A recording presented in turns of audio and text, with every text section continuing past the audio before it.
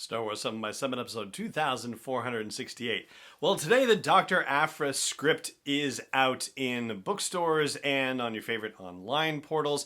And we're here to talk about it because there are sort of new elements to the book, if you will, that haven't appeared in previous versions. But the response I have for the whole thing is, I guess, a little complicated, and I'm going to work it out here with you today. Punch it.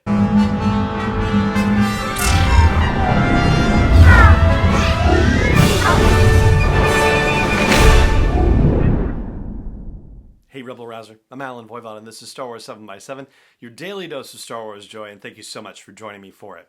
So the Doctor Aphra story, if you are not familiar with it, the initial story that was told in the audio drama actually takes place in the comics. It takes place in story arcs that happened in the first series of the Darth Vader comics, and then also involves an event that happens in the flagship title, the first series of the flagship title. So when they announced that they were going to do a Doctor Aphra audio drama and that it would be a full cast situation, but they also announced that it was going to be adapting storylines from the comics, I have to say, there was a part of me that was disappointed. And the reason being is that I do find the character to be very compelling and interesting, and I wanted to see her get a story that was brand new and all her own, one that hadn't been done before. The great news, as we've talked about on the show previously, is that the Aphra audio drama wasn't just a straight adaptation of those stories. They added a lot of inner monologue for Aphra and a lot of narration done by her personally. They added extra scenes and they filled in the backstory of Aphra and Sana Starros in a way that, for me, makes it the most satisfying star-crossed lovers story in Star Wars right now. And the success of the audio drama is really down to both Sarah Kuhn and Emily Woo Zeller. Sarah Kuhn had a heck of a job to take this character and make her be able to support the entirety of the story, to add the monologues and internal narrative stuff that would really drive it and make it cohesive and make it worth the listen, and she did a fantastic job. And then, of course, there's Emily Woo Zeller, who plays Dr. Aphra and who is Dr. Aphra in a way that other audio drama folks can say that they have earned the right to play their characters. And for example, what I mean by that is that, Dr. Aphra is probably going to find her way into live action at some point.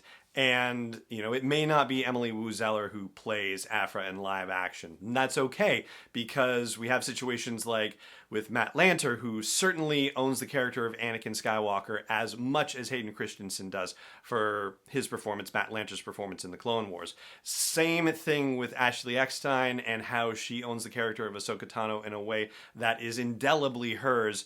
And even though Rosario Dawson is playing the character in live action, she is as much a part of Ashley Eckstein and vice versa. So even if Emily Woo Zeller is not the person who ultimately plays Aphra in live action, that's okay, because she has made an incredible, indelible mark on the character. And I know that too, because when I read the script for Dr. Aphra that is now out in stores and online, it's impossible to read that script if you've listened to the audio drama and not hear Emily Woo Zeller's voice in your head as you're reading the narrative and as you're reading her monologues and her dialogue.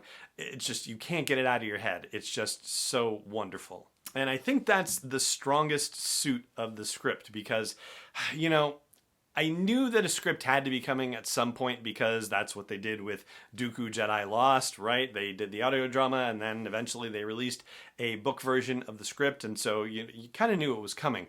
But, at this point it almost feels like, okay, how many times are we going to tell this story? Simply because the story had already been told in the comics as opposed to the Dooku Jedi Lost situation, which was totally a brand new story from the jump.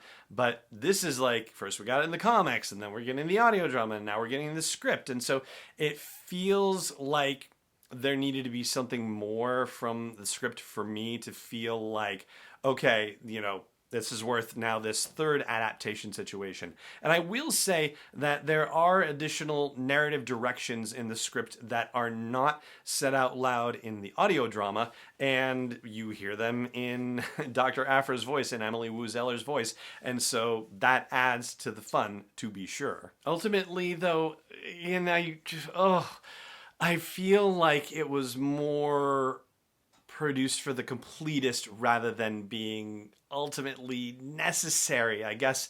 And maybe, there's a world where people wouldn't want to be listening to the audio drama, would want to see it laid out in a script version. And that's fantastic. And they have this resource now, and that's great. And so, that's sort of from the completist perspective. Like, I'm happy that this exists, and it is neat to experience the story told in a different form. I think ultimately it circles back to that initial feeling that I had and that I talked about earlier in the show about the fact that, I found the character compelling, and then they announced this audio drama, but it was going to be an adaptation of existing material, and I was a little disappointed because I was hoping that there would be more, that there would be new, there would be original, and I got that in the audio drama. I got elements of the new, and they were fantastic. And yes, even the script has additional bits and pieces that are new, but not nearly as much new as when it went from the comics to the audio drama version. So really, ultimately, this is about me wanting more of Dr. Aphra, more Dr. Aphra storytelling, thinking the world of what Sarah Kuhn did with the character, and thinking the world of what Emily Woo Zeller did with the character, and wanting more of that, and ultimately not really being able to get it with the release of the script. So while the script is great, and I'm glad that it exists in book form, and it is telling a really great story, ultimately, maybe it's not a necessary thing for every Star Wars fan. So that at least is my personal experience with the Aphra story as it has evolved from comic to audio drama to script. But what I will say for certain is that whatever your preference is, I think the story is worth your time. So if you prefer audiobooks over regular books, then listen to the audio drama version of Dr. Aphra. If you prefer books over audiobooks, then I think you will find the script fascinating. I know that not everybody likes the script layout format, and so that's a little bit different for some readers, but I think it's worth your time and investment. It's a great story. It's great additional material added by Sarah Kuhn and a wonderfully drawn character. So yeah, I think on top of that, Dr. Aphra is bound for more and bigger things, and so you might as well get to know her now in such a really awesome way. So there you go. That's our discussion about the script release for Dr. Aphra, and that is going to do it for this episode of the show. It just remains for me to say thank you so much for joining me for it as always, and may the Force be with you, wherever in the world you may be. 7x7 is not endorsed or sponsored yet by Lucasfilm Limited, Disney, or 20th Century Fox, and is intended for entertainment and information purposes only. Star Wars, the Star Wars logo, all names and pictures of Star Wars characters, vehicles, and any other Star Wars related items are registered trademarks and or copyrights of Lucasfilm Limited, or their respective trademark and copyright holders. May the Force be with them. All original content is copyright 2021 by Star Wars 7x7. We hope you love it.